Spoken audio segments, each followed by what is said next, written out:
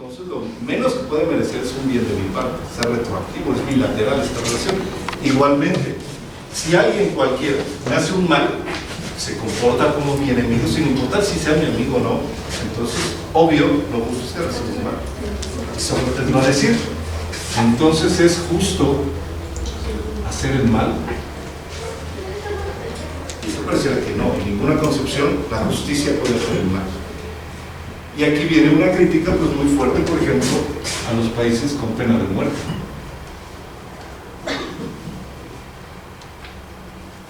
Juzgan a alguien que mató, porque en esa sociedad, en esa cultura, el matar es un acto calificado como malo, y para castigarlo cometen otro acto igual. Entonces, ¿dónde está el bien ahí? Por eso muchos países no optan por la pena de muerte.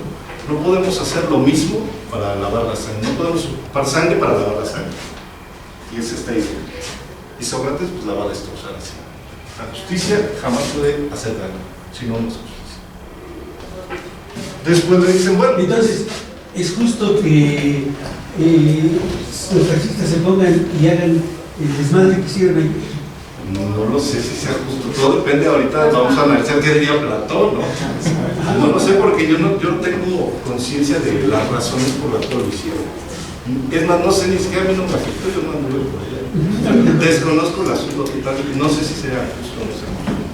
Pero aquí lo particular es que nos va a dar Platón unas ideas de cómo deberíamos de estar organizados como sociedad para no meternos el pie unos a otros, y eso es lo que está mal. Y peor aún, yo creo que nos metemos el pie entre nosotros por culpa de uno solo. Entonces, bueno, vamos a ver hacia dónde nos lleva Platón. ¿Les parece bien? No diga nombres, si es así. Ok, vamos a la segunda. Trasímaco, su segundo amigo, le dice, bueno, entonces tú dinos qué es la justicia. Y Platón y Sócrates nuevamente dicen, no, pues yo no sé. Trasímaco dice, pues es muy claro, lo justo es lo que le conviene al más fuerte, porque son los más fuertes los que hacen las leyes. Las leyes están al servicio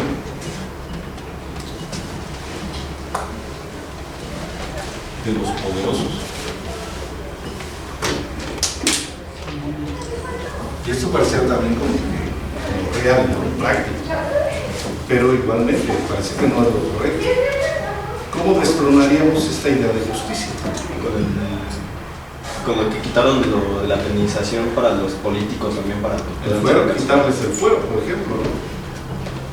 La idea del fuero,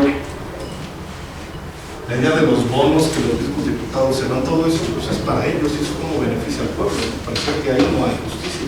Finalmente Sócrates va a decir, bueno, aquí lo que pasa es que estos poderosos realmente no son inteligentes. Los fuertes que ocupan este tipo de justicia son ignorantes. ¿Por qué? Porque primeramente destrozan su propia alma cometiendo mal, y el mal es algo que afecta a tu alma más que al mundo real. Si a ti te roban un celular, bueno, sí vas a estar triste quizá una semana, un mes, pero después te compras otro y ya no pasó nada. Pero aquel que robó un celular va a ser el ratero toda su vida, y esa mancha ya no se le va a borrar, y tu alma es inmortal. Entonces esa mancha va a ser eterna. Entonces piensa bien como que si lo que estás haciendo es en beneficio o un beneficio. Estos poderosos que ocupan la justicia para su propio beneficio realmente son ignorantes, están corrompiendo ellos, y peor aún, corrompen la ciudad que los vio nacer, corrompen su nicho social. Sería como llegar y matar a tu propia familia. Estos son ellos, dice Sócrates. Finalmente le dice, bueno, es que más bien algunos sí siguen la justicia, las leyes, pero ese seguir las leyes es porque me conviene más seguirla que no seguirla. Es una conveniencia. No robo, no porque sea muy honesto, sino porque le temo a la prisión, por ejemplo. Y entonces Sócrates va a decir, bueno, y esta idea de justicia, de temor, ¿a dónde nos lleva? Y aquí se va a contar una anécdota, un pequeño mito, una pequeña historia del pastor Giges. Sócrates sigue defendiendo de que no, que hay personas que van a ser buenas, porque es la naturaleza del ser humano ser bueno, pero hay que tener conciencia de ello. Y Glaucon le dice, no, no es cierto, cualquiera, incluso un pastor, cualquier pastor, si le pasa lo que a Giges le pasó, se corrompería. Y entonces Sócrates dice, a ver, pues cuéntanos esa historia. Finalmente comienza a contarla Sócrates, donde es un pastor que va pues, con sus ovejas, su ganado, y en medio del campo una de sus ovejas se cae en un agujero que abre. Entonces cuando va a sacar a su oveja, pues la oveja cayó bastante hondo, se tiene que meter, saca finalmente a la oveja y dentro de esa pequeña cueva que encuentra en el suelo, encuentra un cadáver de un hombre que está montado sobre un caballo, también pues, el esqueleto ya, y pues Giges se queda sorprendido, porque este hombre que está encima del caballo trae un anillo. Entonces Giges, como nadie lo observa, le quita el anillo al cadáver y se sale y dice, no, pues con este voy a venderlo y le voy a dar de comer a mi familia y hoy ya no vamos a sufrir nada. Y hasta ese momento el mal de Giges al robar ese pequeño anillo pareciera que lo llevó simplemente a ese robo y a alimentar a su familia y ya está. Cuando llega Giges a su casa le va a pasar mucho lo que le pasó a Aladín. Empieza a frotar el anillo, se lo pone y cuando gira el anillo, como el Señor de los Anillos, quizá de aquí se lo robaron, se vuelve invisible. Y entonces este poder de ser invisible le da una superioridad sobre todo el resto de la sociedad. ¿Tú qué harías si fueras invisible? Piensa, tuvieras ese poder de activo y desactivo, ser invisible. ¿Qué harías? Piensa. Son muchas posibilidades, ¿no? Y regularmente hacia lo malo, hacia lo corrupto. Giges se vuelve invisible, se va al mercado y en vez de vender el anillo, pues se roba carne para alimentar a su familia. Como nadie lo ve, vuelve a robar y luego vuelve a robar y se empieza a enriquecer ya sin necesidad, ya sin hambre. Ya es la pura corrupción, el poder. Finalmente se hace invisible, entra a la corte y empieza con ese poder a seducir a la reina. La reina finalmente cae seducida con Giges el pastor y entre ambos deciden matar al rey. Matan al rey y Giges se vuelve rey. Y esa es la historia de la política, va a decir el autor. Llega uno que mata al anterior y luego va a llegar otro que mata a ese, y pues es la historia de los presidentes de México. Todos estamos posibilitados a corrompernos. Si el poder nos toca, nos corrompe. Y entonces Sócrates no está muy a gusto con esta idea y dice, no, pues es que la justicia no puede ser eso, porque la justicia es una idea perfecta y lo perfecto no puede destruirnos. Entonces, pues tenemos más bien que dialogar y tratar de superar esto que estamos diciendo ahorita, porque ni esto es justicia, ni esto es justicia, ni esto puede ser justicia tampoco. Finalmente aquí, Giges se volvió un tirano. Y para Sócrates, este sistema de gobierno, esta república, va a ser la peor que existe. Entonces dicen, bueno, a ver, entonces háblanos de los sistemas de repúblicas que hay para pues, ver cuál es el mejor. Y es lo que va a hacer a continuación Sócrates. ¿Alguna duda hasta aquí? ¿No? ¿Todo bien? Nada más para agregar algo de lo que decías de las leyes están al servicio de los pobres. Decía Sócrates, el problema con los fuertes es que también cometen errores. Entonces ellos mismos pueden generar una ley. Sí, incluso. Exactamente, donde el que está más beneficiado es el débil y el menos beneficiado va a ser el fuerte. Entonces, ¿dónde quedó esa justicia? De que la justicia es que favorece a los más fuertes. Solito se contradice el argumento. Es lo que practica Sócrates, precisamente. Exactamente. Bueno, vamos a pasar a analizar los tipos de gobierno. Él va a mencionar 5 tipos de gobierno. Tipos de república.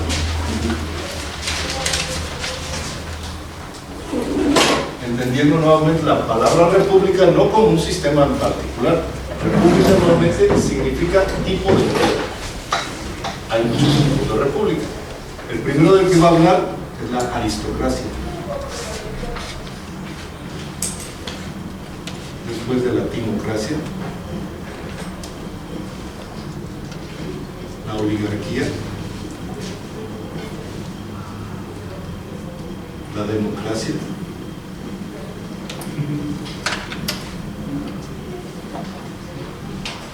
y la tiranía.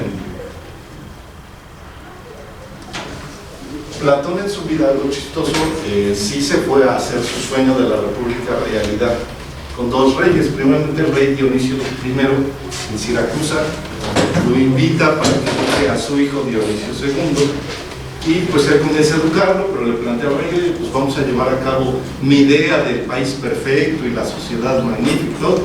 Y Dionisio I le dice: órale, y le empieza a dar poder, pero Platón es tan perfeccionista que quiere que las cosas se hagan así tal cual él quiere, a tal punto de que pues lleva la desesperación al rey Dionisio I, que lo manda a matar.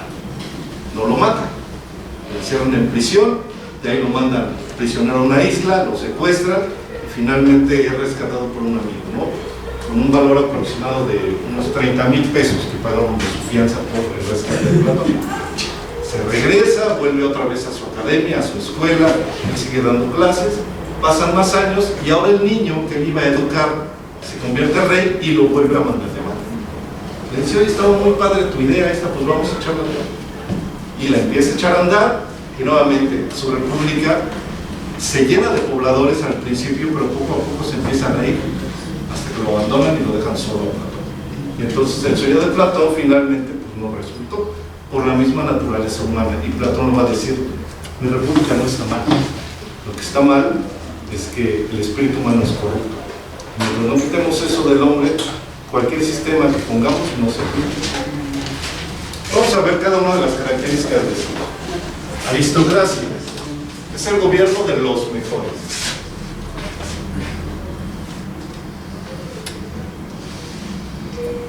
Cuando a ti se te descompone tu carro, tu camioneta, ¿lo llevas con cualquiera o lo llevas con alguien que sabe de mecánica, que es bueno en eso? ¿Con quién lo llevas? Con alguien que sabe. Con alguien que sabe, ¿no? Cuando te duele la muela, ¿con quién vas? ¿Con el oculista o con el dentista? Con alguien que sabe, con alguien que es bueno en eso, no con cualquiera. Igualmente en la república deberá de gobernar los mejores. ¿Quiénes van a ser? Aquellos que sean los más sabios, los más prudentes, que tengan templanza, ¿sí? Exacto. Sabiduría no nada más es erudición, no es saber todas las capitales del mundo y las fechas, y eso no. Es ocupar esos conocimientos para ser un hombre generoso. Tratar bien a los ciudadanos, tratarlos como lo que son, como personas, ¿vale? No enriquecerte a causa de ellos, no enloquecer de ese dolor. Es prudente, saber tomar buenas decisiones, saber qué sí hacer, qué no hacer, qué sí decir, qué no decir. Y templado quiere decir que no te dominen tus deseos. Que sí, tengo hambre, pero pues ahorita estoy dando clases, debo dar clases, no me debo de guiar por mi hambre. Tengo problemas, sí, todos tenemos problemas, pero alguien templado los domina y sigue con su actividad. Así debe de ser el gobierno de los mejores, los aristócratas. Cuando este gobierno falla y no encontramos al mejor, dice Platón, se corrompe, y entonces los que van a tomar el mando son los más fuertes. Es la ley de Tainón, el más fuerte. Aquí van a gobernar los militares. Y se van a establecer muchos regímenes fascistas, en donde el que está a cargo del poder va a dictar cómo se hacen las cosas, y así se deben de hacer. Y obviamente es el control militar, la fuerza, la guerra y por tanto la violencia. Hay miedo en este sistema. ¿Cuántos países quisieron ser gobernados así, con el miedo? El tercer tipo de gobierno, cuando falla este y falla este, viene este. A mi parecer México está por acá, porque aquí los que vemos son los ricos. Es decir, el mandatario no va a mandar, va a obedecer a los empresarios. Y si el empresario le dice al presidente: ¿quieres el agua?, el presidente no se lo da. ¿Por qué? Porque él tiene la riqueza, no el mandatario. El mandatario en ese caso no sería poder, no sería templado, se deja guiar por sus deseos de poder, de riqueza. Aquí van a gobernar los empresarios. Obviamente va a haber mucha riqueza de un lado y mucha pobreza del otro.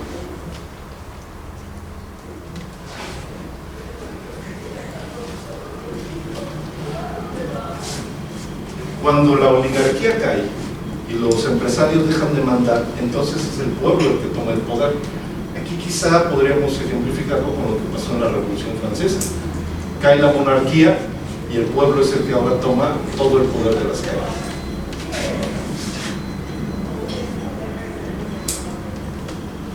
El problema con el pueblo es de que no tienen un orden.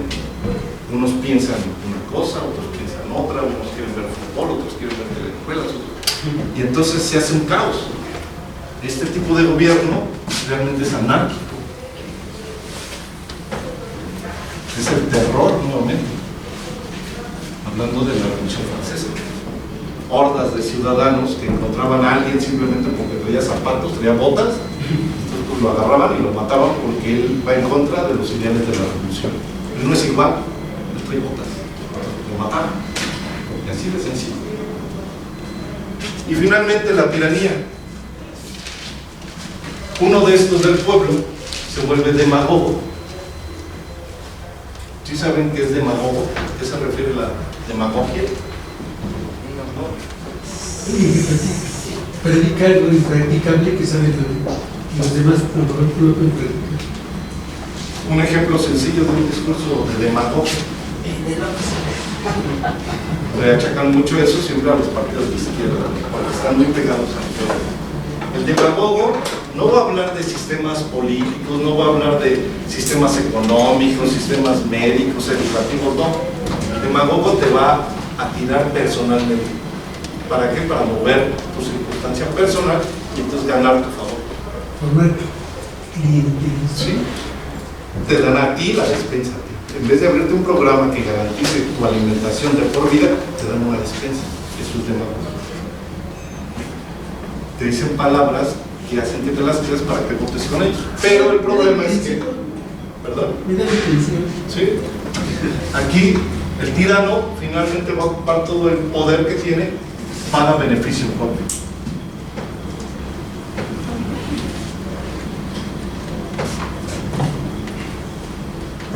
Te habla en tu propio idioma, usa unas palabras el demagogo.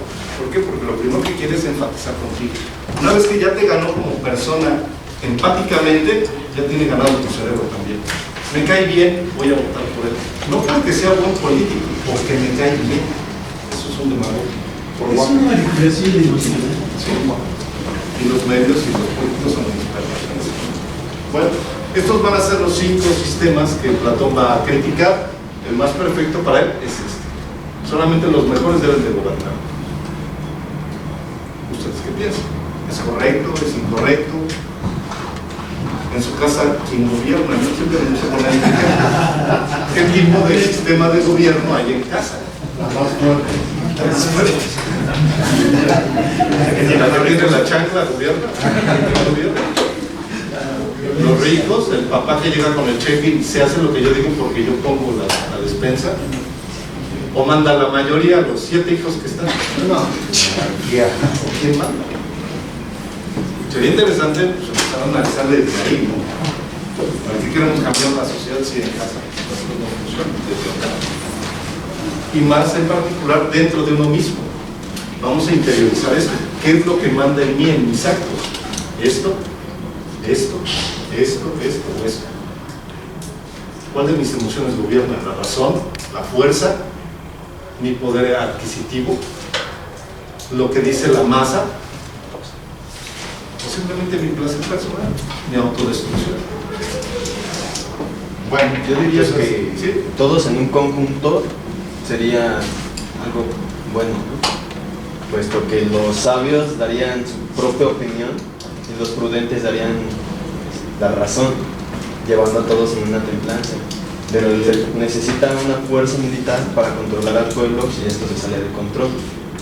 Así no generas terror anárquico, más bien el pueblo se maneja por sí solo y pues todos tienen un beneficio propio.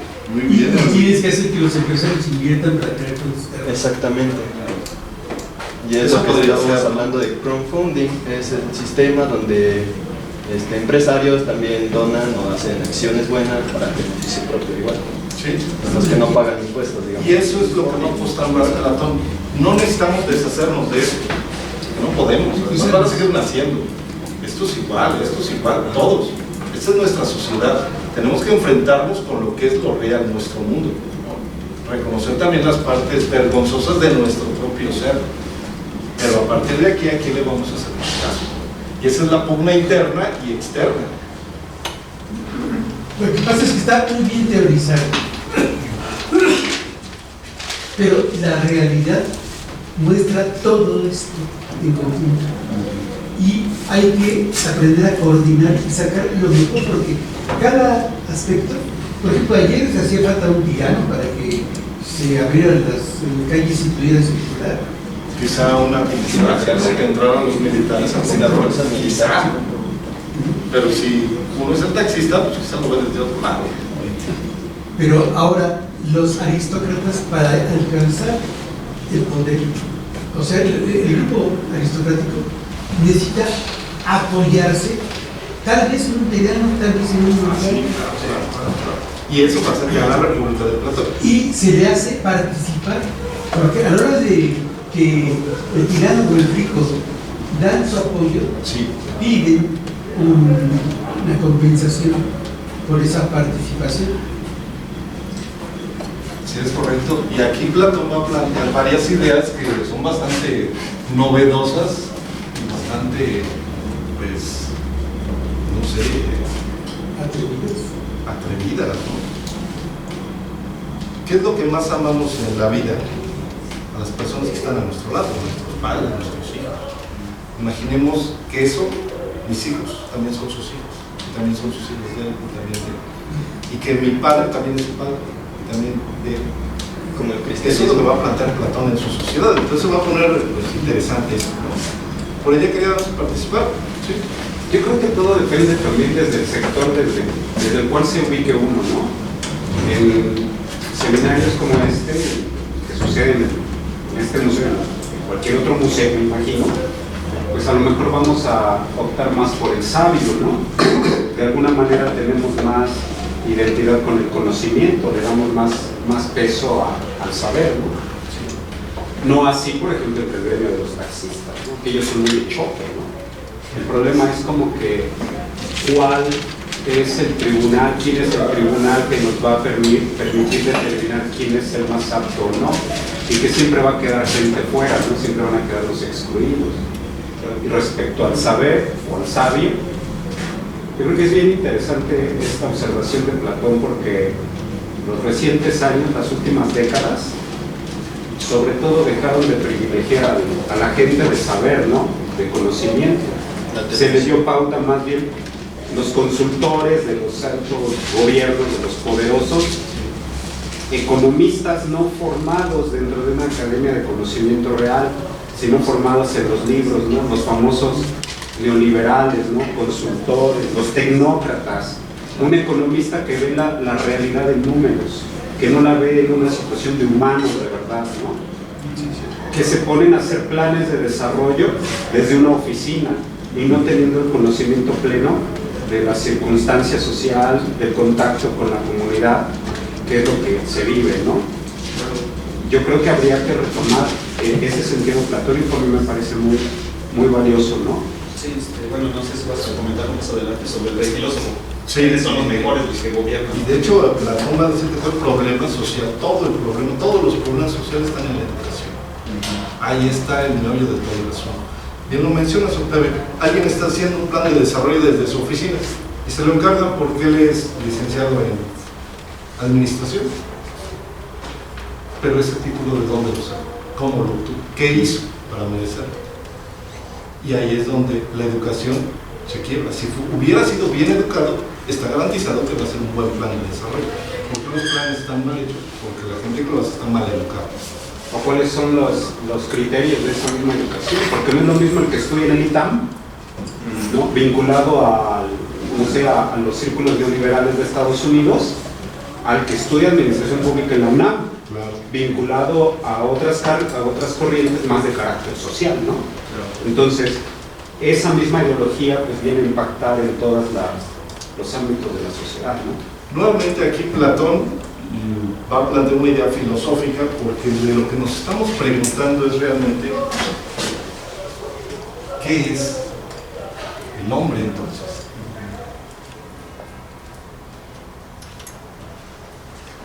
Si de principio aceptamos que el hombre es un ser injusto y corrupto, pues hasta aquí le cerramos, se acabó el seminario. Pero pensamos, tenemos la idea de que dentro del hombre hay justicia, y que esa justicia está como un germen, y que cuando la justicia se hace patente, todos nos sentimos satisfechos. Cuando hay un acto justo, lo reconoces y te sientes satisfecho. Eso es lo que tiene la justicia, al igual que la idea de la belleza, que ya lo vimos la vez pasada. Cuando tú te encuentras con esa idea, algo cambia en tu ser, igual acá. Y entonces Sócrates va a apostar por eso. Tenemos que buscar esa idea de justicia, que no puede ser relativa, no puede ser desde el gremio en el que se ve, no puede ser tiránica, y no puede ser darle a cada quien lo que corresponde. Entonces vamos a ver cómo se organiza esta idea de justicia. Pero nuevamente Platón, pues siendo tan gran escritor, va a decir, hablar de esto es muy complicado. ¿Por qué? Porque el alma humana es bastante compleja y bastante pequeña. Es más, ni siquiera se ve. Entonces vamos a hacer una analogía para tratar de explicar cómo es el alma del hombre, el ser del hombre, a partir de sus creaciones. El manzano solo da manzanas. Si tú quieres estudiar el manzano, sería, pues estudia las manzanas, estudia su creación. Tú cuando estás estudiando la obra de un pintor, pues te vas a analizar las pinturas, su creación. Sí es importante su vida, pero su vida nuevamente, ¿cómo sabes si fue o no fue?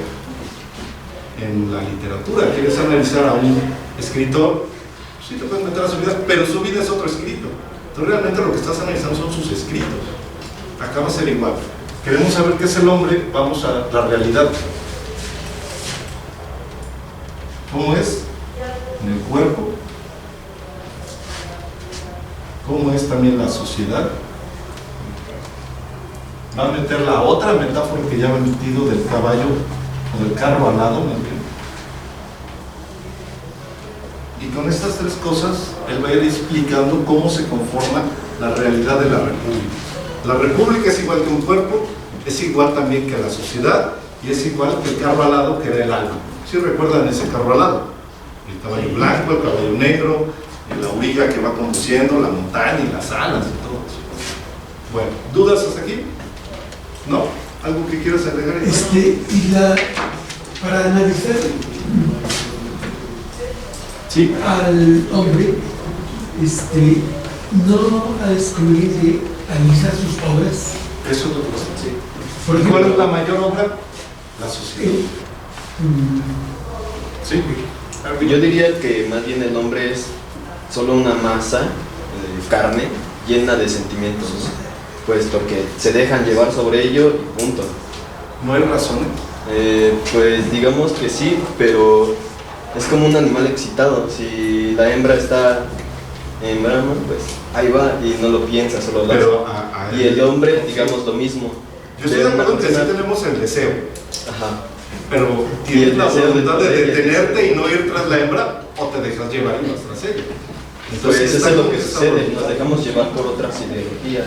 Es lo que decíamos, entonces nos actuamos más democráticamente, ¿no? Ajá. Nos adaptamos a la sociedad. Pero aquí de lo que se trata es tener conciencia de tus actos tuyos, de ser responsable, llegar a tu madurez. Y yo voy a hacer esto porque yo sé que eso es lo correcto para mí, lo sé. No me lo dijeron, lo sé. ¿Sí? Entonces el hombre se podría decir que sería solamente un animal como el pastor. Aristóteles, que es la segunda hora, vamos a ver ya, vamos a ver eso. Allá, Daniel. Bueno, yo realmente tengo una duda. Sí. No alcancé a notar la idea 3, la hace rato. La 1, la 2 y la 3 fuera. La de Glaucón. Y la Así se llama el tipo que la dijo, si quieres anotarlo, se llama Glaucón. Y él va a decir la idea de que la justicia es el pacto entre los hombres. Por lo tanto, es relativo. Podemos llegar a un acuerdo, podemos llegar a otro acuerdo, podemos llegar a lo contrario del primer acuerdo, y mientras los dos estemos de acuerdo, eso va a ser justo. Eso lo debe ser entre los hombres. Y es relativo. Bueno, vamos comenzando a hacer el cuadro.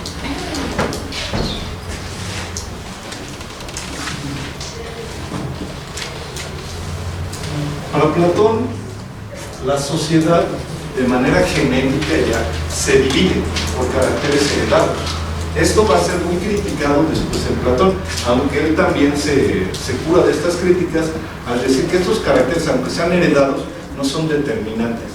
Es decir, va a haber unos hombres que van a ser llamados los hombres de oro, va a haber otros que van a ser los hombres de plata, va a haber otros que van a ser los hombres de bronce. Y aquí comenzamos con las metáforas, las analogías.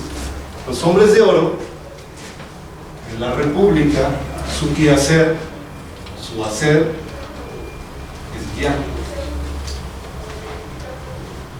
Los hombres de plata van a guardar, van a cuidar. Los hombres de bronce van a producir. Y uno ya nace en esos roles sociales. Tú puedes elevar o disminuir también. ¿De acuerdo a qué? A tus acciones en el rol social. ¿Qué valores debes de tener en cada uno de estos puestos? Como ya lo decíamos, aquel que nos va a guiar, pues debe de saber hacia dónde nos guía. Debe de ser sabio. Debe ser generoso, porque de nada sirve la sabiduría si no sirve para ayudar a la gente.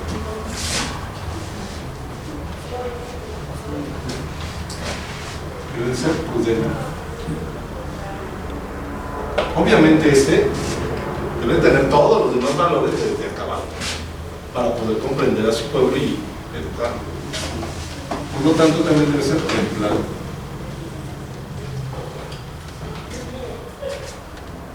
El guardián se va a dividir en dos tipos: maestros, que son los mismos, más bien en su actividad, y guerreros. Por lo tanto, ellos deben de también ser sabios. Esa sabiduría debe estar siempre en construcción, debe ser valientes, deben ser filántropos. Deben de creer en la raza humana. La humanidad es buena, y si es buena, entonces yo los puedo educar. Y esta educación, tanto de maestro como de guerrero, va a ser en dos etapas, en dos partes. Más al ratito voy a mencionar cómo se debe de educar desde acá y desde acá. Los debo de volver valientes, pero esta valentía es con el ejemplo. Debo de defender eso que ya les enseñé. Yo no puedo decir todos los días debes de llegar temprano y yo llegué tarde. O sea, eso no sirve. Debe ser esta valentía el ejemplo. Y finalmente, filántropos, debo de amar a mi sociedad, a mi comunidad. Y finalmente, los productores, artesanos, deben de tener templanza. Y deben de tener responsabilidad.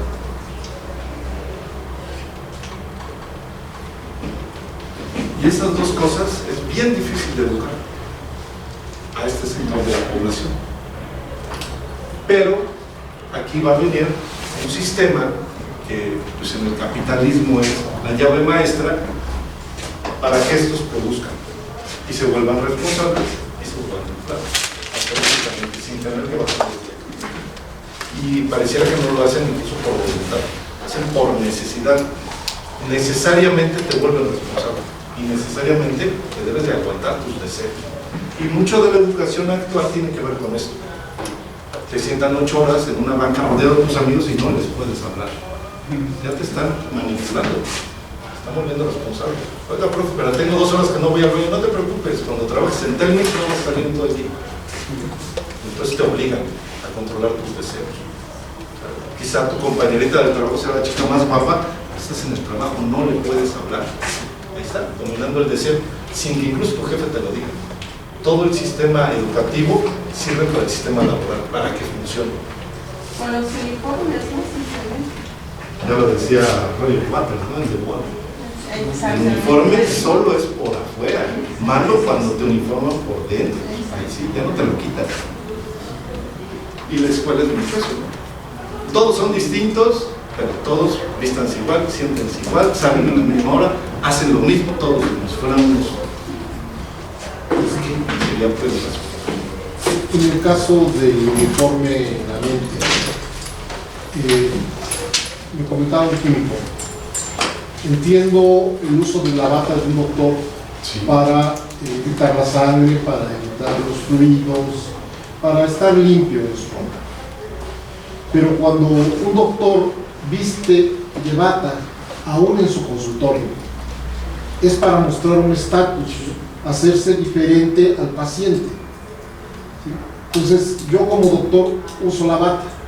Yo sin la bata no soy doctor. La bata ya está en mi cerebro.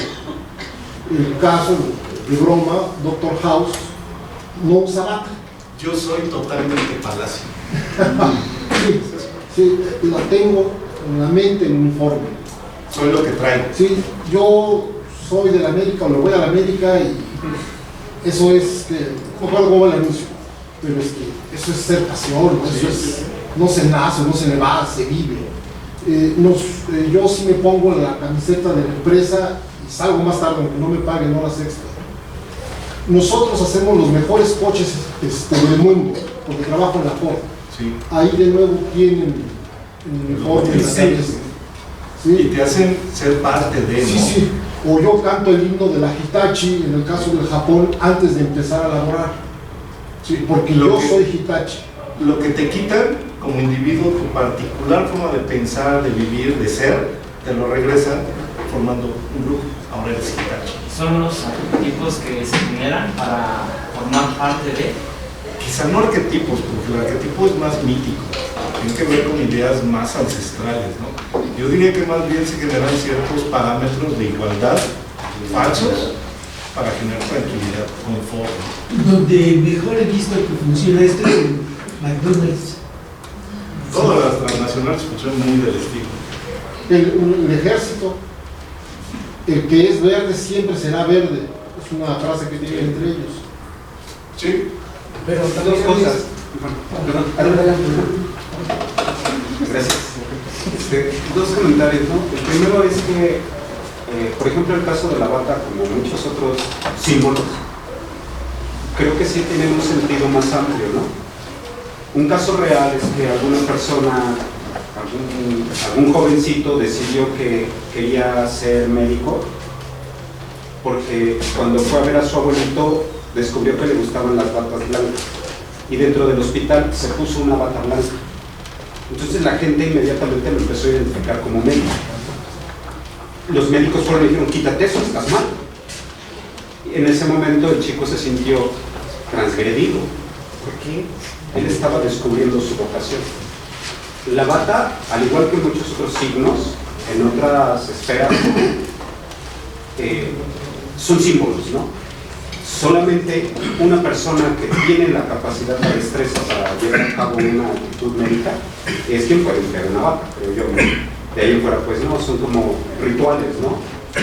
Por otro lado, respecto a lo de prepararse en la escuela para ir a la empresa, a nivel de denuncia, sí, así lo considero, el sexenio pasado se trató y se estuvo implementando, al menos en el Estado de México, el modelo de educación dual, que consistía en que 4 días de 5 el estudiante de ingenierías o de nivel licenciatura tenía que ir a desarrollar una serie de prácticas a las universidades, 8 horas a 10 horas, en las cuales no recibía retribución económica alguna, sino que tenía que considerar que estaba pagado porque estaba ganando experiencia.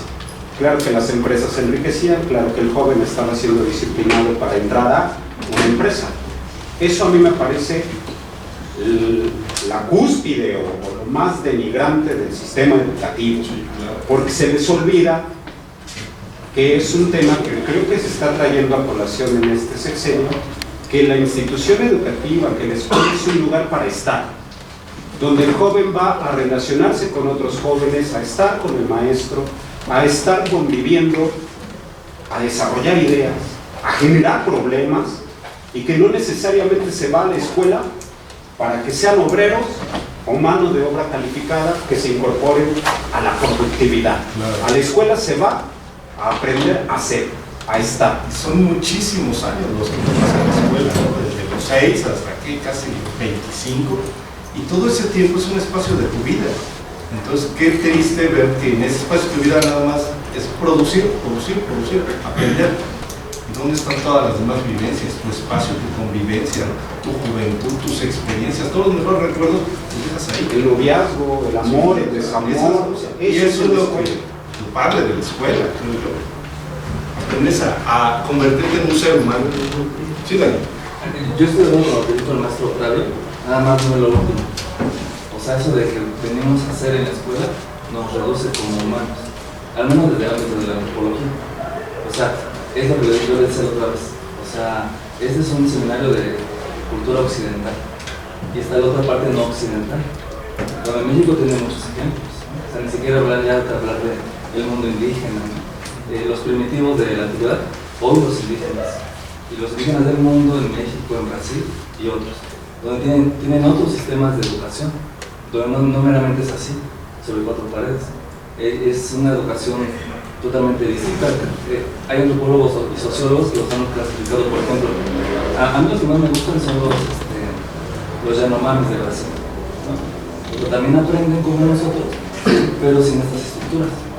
Y se les llama por los verbos actuales de nosotros que estudiamos así, educación anarquista, ¿no? Y son indígenas que viven no en universidades ni así, viven en sus casas, en sus chozas y aprenden entre ellos de otras maneras, ¿no? Entonces, nada más no compartiría lo último. O sea, la escuela no es el lugar donde vivimos. Eso del ser, ustedes saben que es. Vamos a continuar, ¿ok? Porque todavía nos falta rellenar mucho del cuadro y si no, no vamos a llegar a esto, ¿vale? Bueno, la metáfora del cuerpo. En el cuerpo, ¿quién sería, qué parte del cuerpo sería el que gobierna? Los pies, el estómago, el corazón, ¿quién gobierna? La cabeza, ¿no? El valor, ¿dónde se encuentra el valor? En nuestro pecho.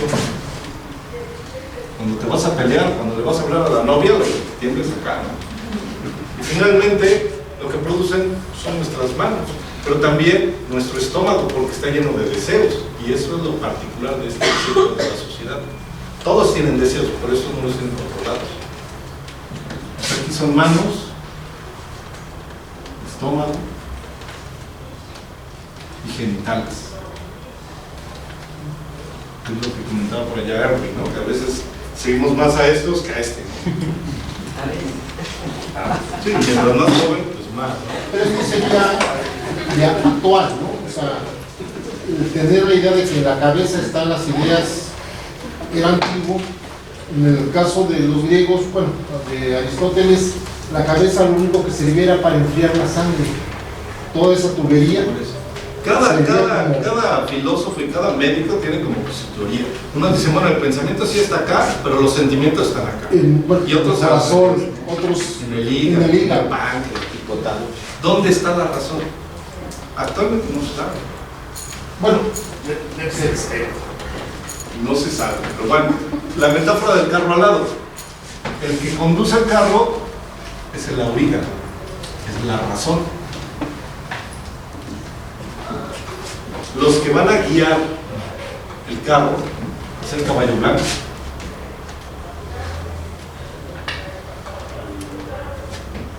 Y los de la fuerza productiva, los que van a arrastrar la carreta, pero sin orden, sin volante, va a ser el caballo negro.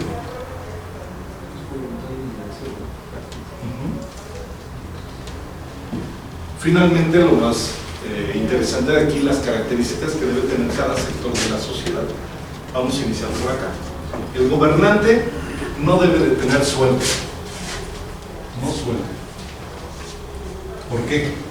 Porque se supone que gracias a sus valores él sabe que lo mejor que un ser humano puede hacer es servir a su sociedad, es servir a su gran madre. ¿Por qué me voy a autopagar? O sea, no debe tener sueldo. Y esto elimina a todos los charlatanes que quieran llegar al poder con esto. Si no hay sueldo, ahora sí, ¿quién quiere ser presidente? Y vamos a ver quién lo que sea. No familia. ¿Por qué no debe tener familia? Hijos, esposa. ¿Por qué? Debe estar dedicado totalmente al pueblo. Claro, su pensamiento, su ser, su corazón debe estar pensando en su pueblo, no en sus hijos que se enfermaron, no en su esposa que quizá les infiel. Esas son pasiones muy personales. Él debe de convertir su subjetividad en el pueblo. Lo único que le debe interesar es el pueblo. Sí, entonces sería más o menos como el Papa, entre comillas. Idealmente sí. No, sí, en idea. Por eso no, entre comillas. Pues, yo veía más cercano a Hitler. Quizá también. Hitler, no familia, no familia, se dedicaba a su pueblo, no tenía sueldo. En el caso de la generosidad, crea un sistema de carreteras que sacan de una crisis total económica a Alemania. Mira, todos los miembros de la SS, pues cómo los trataban. Sí, pero también tenía sueldo como ¿Mandé? Gandhi. Así con las familias de Gandhi, pero a lo que yo voy, la gente se fue, todos con él. ¿Sí? O sea, el aislar, el crear una idea de que nosotros somos los mejores, existía con Platón. ¿Es esta idea? Sí, porque ¿Es esta idea? nosotros, los que no somos bárbaros, los que hablamos griego. Pero aquí va más allá. Aquí Platón deja al lado esa xenofobia y aquí entran todos. O sea, que sea bárbaro, mujer, esclavo, el que sea. Si tú como esclavo me demuestras que eres más sabio que yo, más generoso que yo, más prudente, más templado, adelante, allá. No hay así como... Sí es hereditario, pero no es determinante. Pero eso es muy occidental, ¿no? Sí, todo es occidental. Todo es. Si es occidental, sus valores son occidentales. Entonces, Vivimos en Occidente. Aplico. Bueno, estos, los de plata, propiedades y familia, es decir, parejas también, comunes. Estos van a ser los más educados. El más educado obviamente va a ser Israel, pero estos van a ser también muy educados, especialistas, podría pensar. El hijo de un médico sabrá algo de medicina. Sí, obviamente, porque en cualquier comida, en cualquier reunión, su papá le va a estar diciendo desde chiquito. El hijo de un arquitecto, pues va a saber también de hacer ciertas cosas. El hijo de, pues sí, ¿no? De un asilo sería como ir a salir, pues. Y entonces, imaginemos que un abogado se acuesta con una muchacha que es maestra, y luego va el médico y se acuesta también con ella, y luego va el arquitecto, y luego va el pintor, y luego va el músico, y todos tienen relación. Si este niño pequeño, que es como una chiquita, tiene un papá abogado, qué bueno, porque va a saber de eso, pero qué mejor que también tenga un papá médico, y un papá arquitecto, y un papá poeta, porque este niño entonces, los cuatro lo van a proteger y va a ser un gran hombre, va a ser otra vez un gran maestro. En época de paz, los maestros van a educar a todos los jóvenes. Hay dos clases de educación, la de primera etapa y la de segunda etapa. En la primera etapa únicamente deben de estudiar gimnasia y música y letras, ¿no? O sea, aprender a leer y escribir. Y esto aplica para todos. En la segunda etapa, que ya nada más van a ser para estos de plata y para este de oro, que va a ser uno. Entonces aquí ya entra gramática, dialéctica, que es la filosofía, geometría y astronomía. No deben de tener propiedades porque todo el país es suyo. Cuando un guerrero, un profesor, requiera comer, se puede meter a cualquier restaurante y comer, porque su servicio tampoco se le paga. Él va a educar por igual a todos, con la misma calidad, y como no va a tener sueldo, sus necesidades el Estado las absorbe. Va a haber casas comunes, donde en cualquier lugar que ande, va a haber casas para profesores, se mete, se duerme ahí, va a haber autos para profesores, y todo lo que requieran va a ser común. No van a tener una esposa, no van a tener un hijo en particular, porque a todos idealmente los van a querer igual. Es el mismo, como el comunismo, algo así. Sí, algo así. Hitler y muchos otros temas van a beber muchas ideas del pueblo. Y finalmente, el pueblo.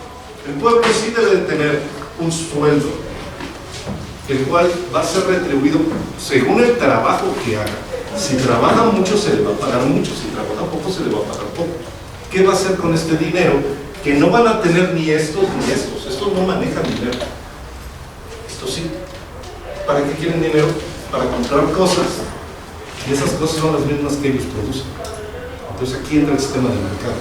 Te crea una necesidad y luego tú mismo la vas alimentando. Debe de tener por ley familia, pareja e hijos. Porque soltero, pues cuando te da la gana vas a trabajar y cuando no, pues, te aguantas y no vas. Pero si ya estás casado y tienes hijos, pues vas, porque si no tu esposa no come y tus hijos no comen. Entonces ahí te engancha el sistema. Y obviamente estos van a tener codicia también. Y esa codicia los va a hacer trabajar más. Pero estos productos nunca los van a llenar como los llenan a estos de acá su valentía, su sabiduría, y como llena este de acá, pues su prudencia. Finalmente esta va a ser la República de Platón. ¿Qué opina? En el caso de que gane más el que trabaja más, sí. En el pueblo. Sí. Pero platicaba yo con un ingeniero en sistemas. ¿Qué tal te fue la semana? Hijo, estuvo muy pesado, estuvo difícil. Le digo, ok, siempre que pienso en trabajo pesado, me imagino descargar un tráiler con bultos de cemento. Eso se me hace pesado. Tú estuviste en tu oficina, estuviste moviendo los dedos si quieres muchísimas horas, pero ¿qué es trabajar mucho? Es que ahí es donde va a venir la diferenciación. Estos de acá y estos de acá no saben hacer nada, no producen nada. Solo trabajan aquí. Todo es intelectual, todo es cerebral. Todavía más. Por eso se dice que las artes y la filosofía son inútiles. Sí, son inútiles, porque no crean útiles. Un útil es una cuchara, un zapato, te sirve para algo. La filosofía, ¿para qué te sirve? Realmente, prácticamente para nada. Pero te abre muchas perspectivas. Y entonces, ¿qué problema va a ser? Ok, Platón, nos vamos a tu república, todo está perfecto. ¿Quién de ustedes entra acá? Porque yo, Platón, yo voy acá. Y entonces ahí es donde pues, ya no se aplica. ¿Por qué? Porque los seres humanos somos egoístas.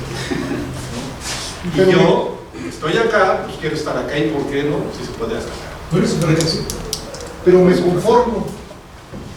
Porque yo siempre he creído que nosotros los del pueblo somos los mejores y no aquellos que están arriba, porque esos son gachos y aparte ese tipo de situaciones se manejan con Aldous Huxley en Un Mundo Feliz. Sí. O sea, somos programados desde el principio de que nuestra clase social, también diría Marx, se tiene que reproducir.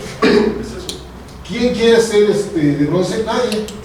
Pero vamos a hacer la gran mayoría. No necesitas leer Platón para ser inteligente. Cómprate unos Devlin. No necesitas ir al gimnasio y estar fuertote para traer a las células. Con Axe. Es todo el sistema capitalista que te tiene acá engañado. Mientras más tengo, más soy. Pero eso que tengo a las 2 semanas ya caducó. Y entonces mi ser ya caducó y tengo que estarme renovando. Y entro en el trabajo, tengo, y nunca salgo de aquí. Y esto es lo que le conviene al sistema. Ya se dio la información. La pregunta de quién quiere ser porque yo ya estoy oliendo a café y a mí ya se me antojó. Entonces vamos a hacer un breve descanso, 5 minutos. Los invito a pasar a tomar café, por ahí va la listita y por 5 minutos regresamos.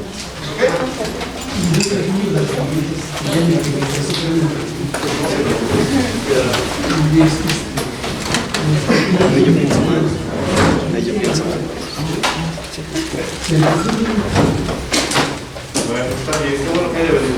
Pásame por favor.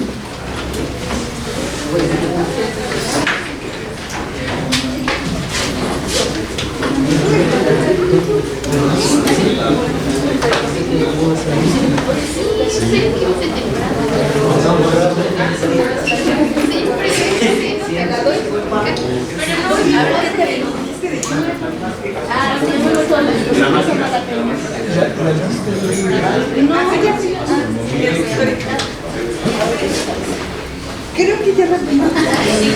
¿Por recomendación tuya? Sí. Hola, ¿cómo estás? Sí, ya la vimos.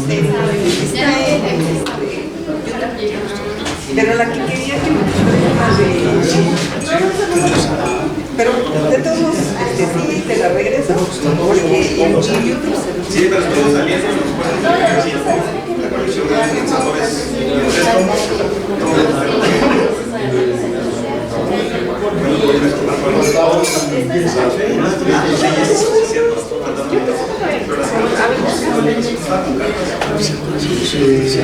Yo vi que todavía le hacía falta.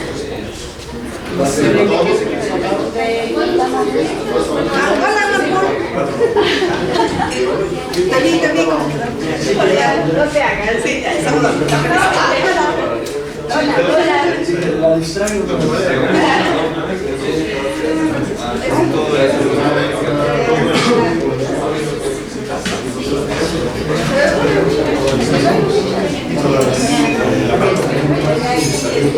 No sé si te la regreso. Qué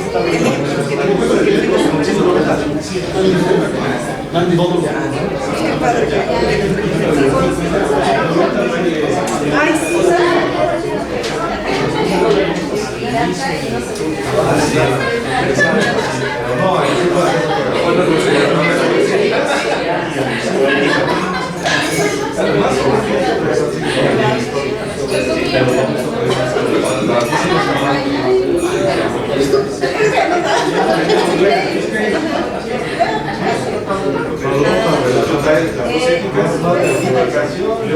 La física, la poética.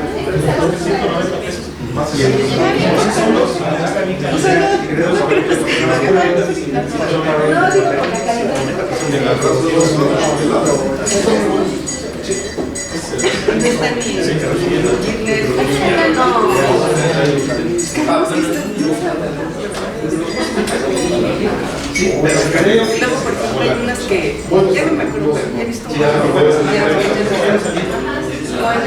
ajá, también. Quería ver que siempre la quise leer Sofía, ahorita te saludo, Sonia.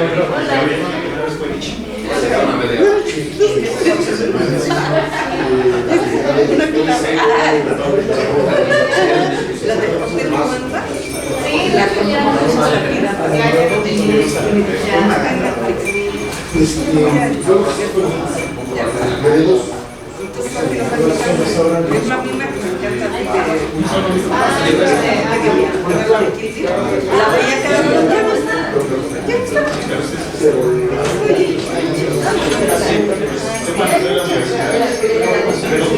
ah, sí, eso sí está bien todavía. Sí. No, sí, precisamente la casa que Vean las está Checo. Voy a ver cuáles tengo para ver si vamos intercambiando para que vayamos viendo. Si no, pues si no. Y además, sobre todo, las de. No sé, ayer después del proyecto se hizo. Pero sí, el peso sí lo creo.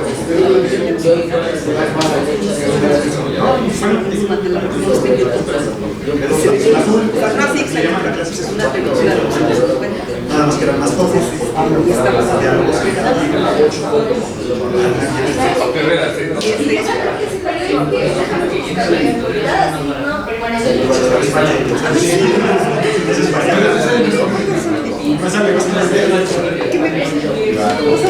que hay una gente que se hace. Me gusta. Todas son todas del sótano. Me acuerdo, por ejemplo, de la Y van a sacar otra colección de literatura. y después, otra vez. Los metimos. ¿Por qué no me pillas el tiempo que me dijeron? Yo vi nada más la última vez. Es cuando se revela.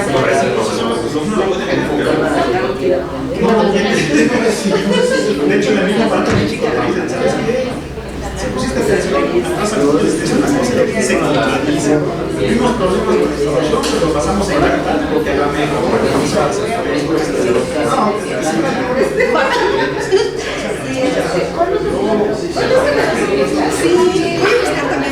Sección nada más.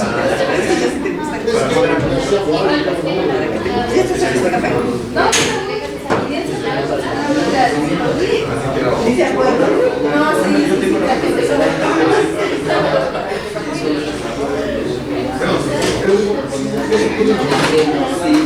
Ahorita lo leo. Con el estudio introductorio luego tiene uno para... En el caso de la República, estaba un poco Sí, exactamente. van contando la historia, o sea, las dos voces de Platón y empezó a escribir la República. Hizo un primer intento, después fue a hacer una le fue agregando. Entonces, ya es una idea mucho más pensada. Realmente no es posiblemente el primer libro sí sea diálogos cuando llegan, discuten y hasta ahí nos quedamos, pero Platón no entra en la plática, nada más estamos después de el segundo libro. Esto es un poco lo que llamamos la parte de diálogos democráticos, de transición, de madurez, de vejez. Los de madurez ya se consideran los de madurez se considera el fedón, el paquete y el feo, en los que está más natural. También está la república, lo consideran, pero la república tiene todos. Ya no terminó en tiempo, pero se consideran dentro de los de madurez porque su filosofía está ya muy concisa. Ya los de juventud, socráticos, pues es más Sócrates, o sea, es más el método de Sócrates. Por eso el inicio de la república es más socrático, es un clásico. Después los de transición, que es el melón, que es más de enfrentarlos y de que ya están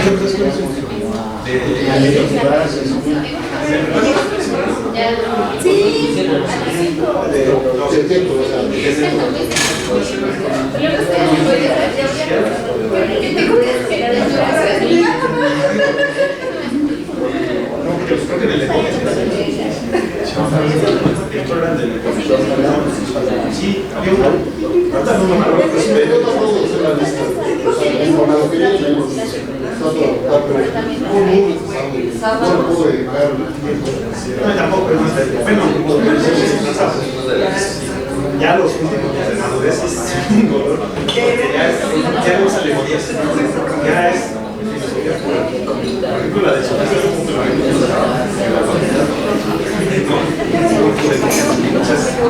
muy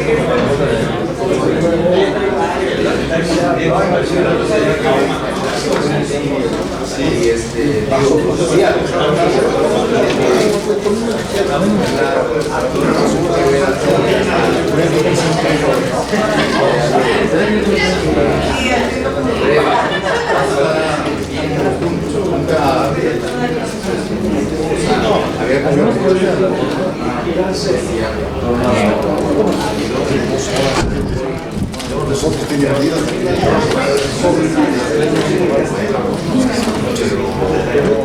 Una ocasión llegué al museo ya muy tarde y me tocó ver gente que estaba esperando tarde noche. Llegaban todos los turistas, se sentaban y no sé, en una sala y llegaban cuánto estás esperando. El museo también es eso. Se me hace interesante. Ya eran los momentos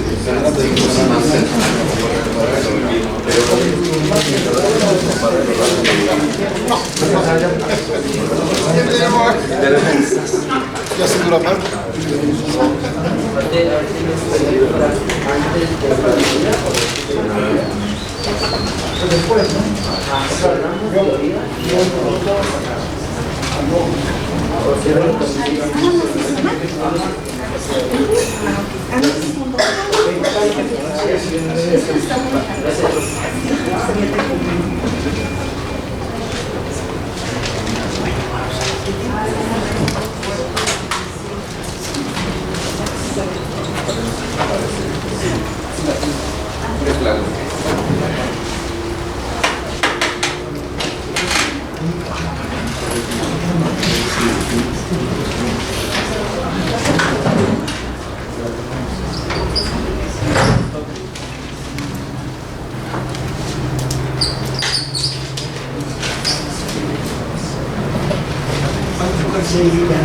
¿Cuántos lugares hay?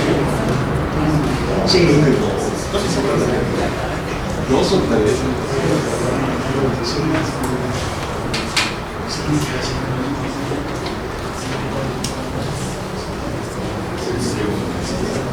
Bueno, reanudamos la sesión. Terminamos Platón con César, que pusieron la exposición de la República. Y ahora vamos a continuar con uno de sus discípulos más famosos, Aristóteles. Aristóteles no era propiamente ateniense, él nació en una zona norte, Macedonia, en Estagira. Precisamente ya por esa época lo empezaron los macedonios a conquistar. El padre de Aristóteles estuvo en la corte del rey Felipe II, fungió como médico. Y bueno, de Aristóteles, ¿qué se conoce? Funda el Liceo, otra de las universidades grandes en Atenas. La forma de educar en esa universidad era caminando. Mientras iban caminando, se iba educando a las personas. Por eso recibían el nombre de peripatéticos. ¿Okay? Aristóteles también es conocido en la historia porque tuvo uno de los alumnos que fue o es considerado uno de los más grandes genios militares de toda la época, Alejandro Magno. Se dice que toda la genialidad militar de Alejandro Magno se debe a Aristóteles, pero curiosamente Aristóteles en ninguno de sus escritos hace referencia a Alejandro Magno. Por eso algunos dudan si realmente lo educó, pero al parecer hay registros de otros historiadores que dicen que sí, que Alejandro Magno estuvo bajo la batuta de Aristóteles. ¿Y la lana para el liceo de dónde salió? ¿La lana? Pues ¿De Alejandro? de Alejandro, porque parece que Aristóteles lo corren de la corte de un tiempo, ¿no?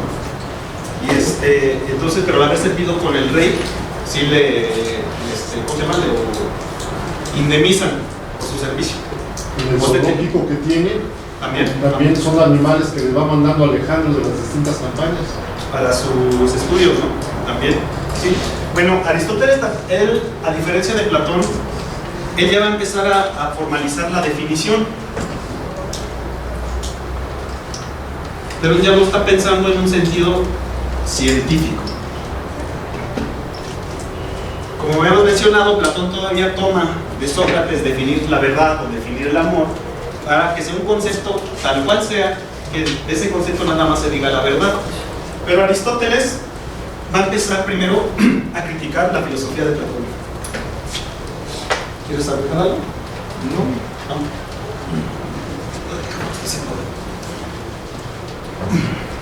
Bueno, primero, crítica a Platón.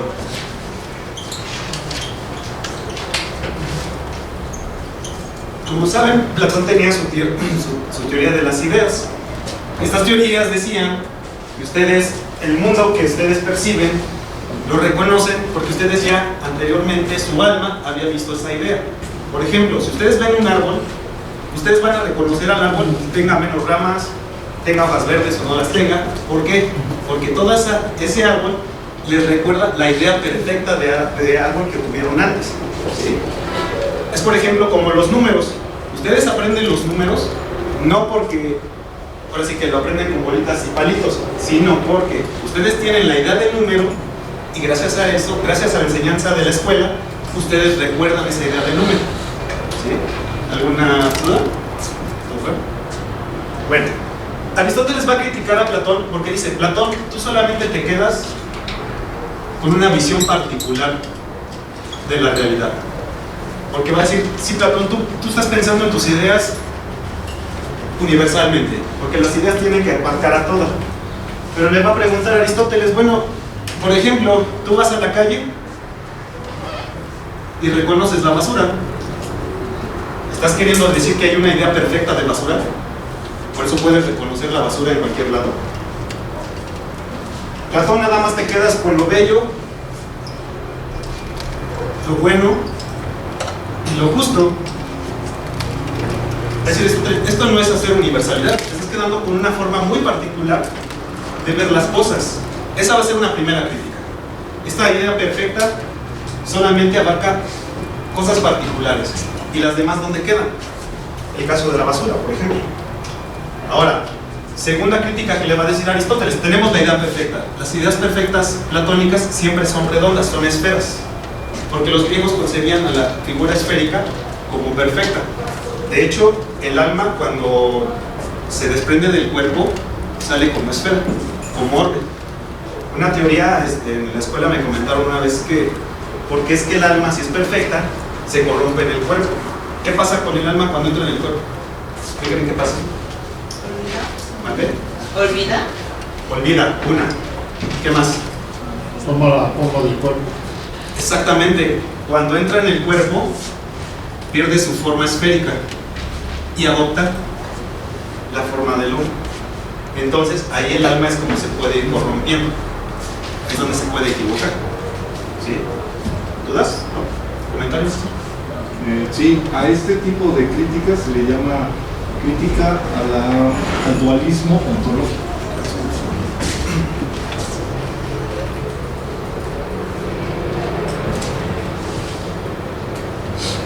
¿Por qué dualismo? Porque son dos. Ontológico porque habla de la realidad. Hay una realidad que es la idea perfecta, hay otra realidad es la de este mundo que es imperfecto. Acaba de estar el árbol perfecto, acaba de estar los árboles que crecen mueren. Entonces este dualismo explica con dos cosas. Una sola va a ser una crítica de Aristóteles y más adelante va a retomar Ockham, ¿cierto? Exactamente. Sí, o sea, Aristóteles no comparte el dualismo de Platón, no comparte esta diferencia de cuerpo y alma tan tajantemente. ¿Por qué? Porque Aristóteles va a decir, la realidad no está fuera de nosotros, la realidad es lo que vemos o apreciamos con los sentidos. La realidad es este mundo sensible. Y entonces, la verdad no nos llega superando el mundo sensible.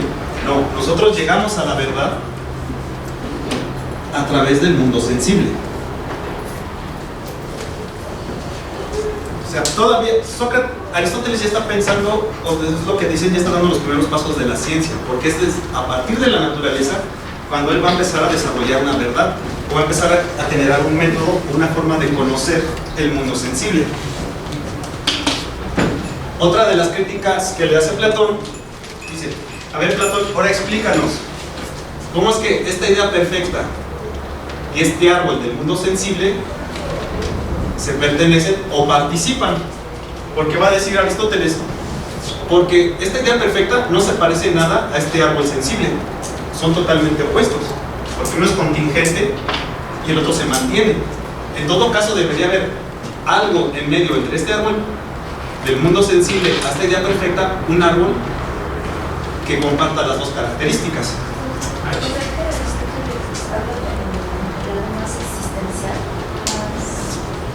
Él está hablando más que existencial, más realismo de la realidad. Él se está enfocando en el mundo sensible, Más empírico. más empírico. Y Platón es idealista totalmente. Lo importante son las ideas. ¿Alguien quería comentar de esto? ¿El eslabón? Bueno, así es como Aristóteles le va a preguntar. Y aún así, tendría que haber, de este que está en medio entre la idea perfecta y el mundo sensible, debería haber uno que esté más parecido a este. Inspirado. Ajá, y uno que esté más cercano a este. Y así se va. Y es lo que se conoce en filosofía como ad infinitum. O sea, irse hasta el infinito. Es la paradoja del caballo y el jinete, ¿no? Tú ves un caballo y encima de él un jinete. ¿Cuántos seres hay ahí? Los dos. ¿Qué los separa al caballo del jinete? La silla. Entonces ya son tres. ¿Y qué separa la silla del jinete? Y la lona. Ya son cuatro. ¿Y qué separa la lona del jinete? Un aire. Okay. ¿Y qué separa ese aire del jinete? Otro aire. Y ese otro aire del jinete. Y así al infinito. Entonces no son dos. Hay una infinidad de seres. Y es una paradoja discursiva, ¿no? Las apropiaciones de Zenón. Exactamente. Hay una línea que está formada por infinitos puntos. De hecho, pero es imposible recorrerlos en un tiempo finito. va a decir Aristóteles, Por lo tanto, el movimiento no existe. recordando la paradoja de Zenón, que Aristóteles va a criticar, porque si mal no recuerdo era una carrera de una tortuga con Aquiles. Pero la forma en cómo él plantea Zenón, la paradoja es cuando la tortuga recorra 10 metros, porque Aquiles le da una ventaja, Aquiles va a recorrer la mitad de tiempo. Cuando ya la tortuga llega a 10 metros, Aquiles va a acercarse 5 metros. Pero cuando la tortuga haga los 11 metros, Aquiles ya se va a acercar más, pero entonces ya no va a reducir los metros. Y cada vez que avance la tortuga, cada vez va reduciendo a Aquiles, pero va reduciendo a la mitad. ¿En qué momento va a rebasar a la tortuga? Nunca. Al noveno de kilómetro. Al noveno de kilómetro. Punto 1, 1, 1, 1. O sea, cuando vienen matemáticas, o sea, sucede eso, quiere decir que una suma infinita puede tener un resultado finito. Son las bases del cálculo. Exactamente, y Aristóteles va a decir que no, eso no es posible, porque del 0 al 1 puede haber un infinito, ¿están de acuerdo? Jamás vamos a... Ahora sí que, en términos filosóficos, de la nada al ser, hay una infinidad. Nunca vamos a llegar al ser, siempre vamos a estar en la nada. Aristóteles va a decir, no, no puede ser. ¿Por qué? Porque este mundo es perfecto, no puede ser infinito. Infinito, va a decir Aristóteles, es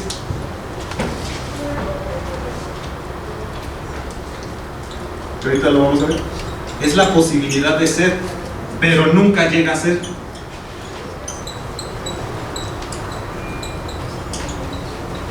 O sea, el cero tiene la posibilidad de ser el 1, pero nunca va a llegar a ser el 1.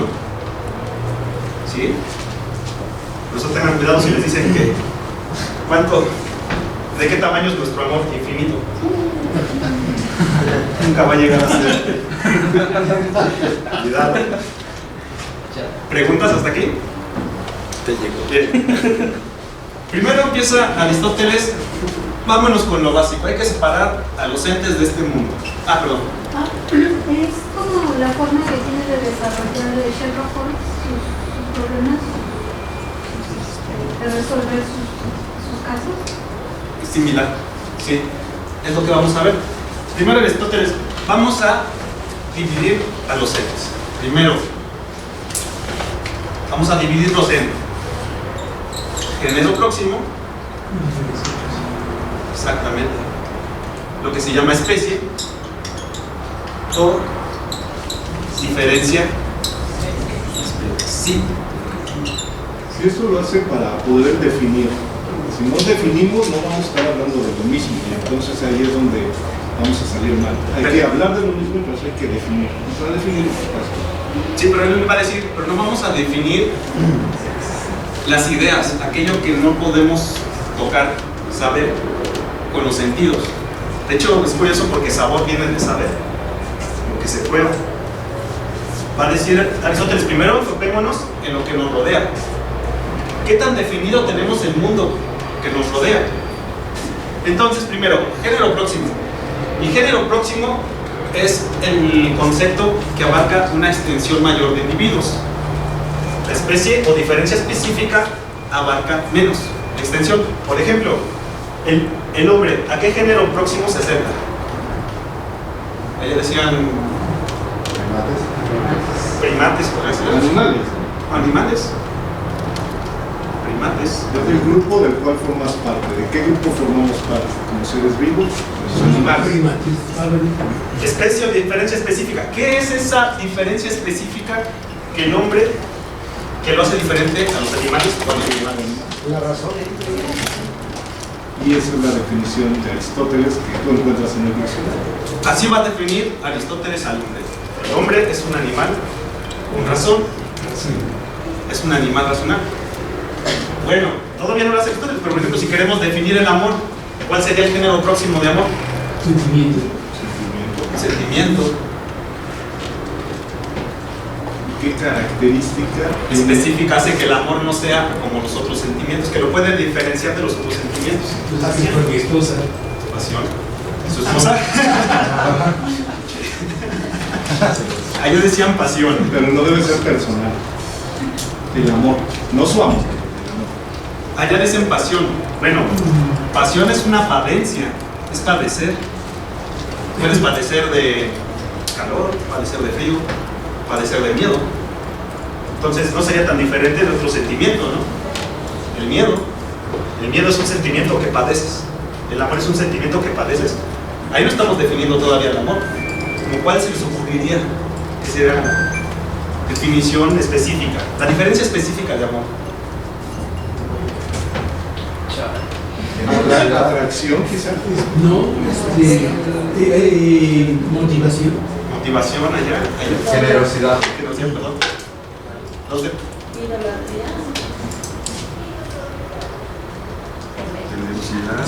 Eric Fromm, en su libro El arte de amar, va a jugar con todo esto, ¿no? Y el amor que necesita un hijo, que una esposa, que son diferentes.